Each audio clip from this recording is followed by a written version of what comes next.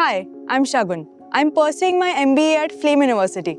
I'm really excited to take you through a day in the life of an MBA student here.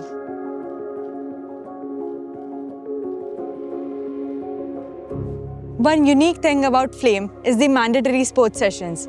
We have range of activities from golf to football, which really helps in building team spirit and learning to lead. Participating in team sports teaches us leadership cooperation, both of which are essential in the corporate environment. Today, we are learning about new product development, which is a crucial skill for my future career. I love how hands-on these classes are. In this class, we are often tasked with real-life case studies, which challenges us to think strategically and creatively.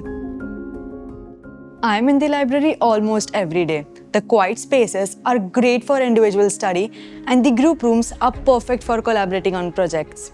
The library has a collection over 50,000 books, and we are given access to several journals, research papers, and all the resources. It is a great place to connect with my fellow students and come together during the day.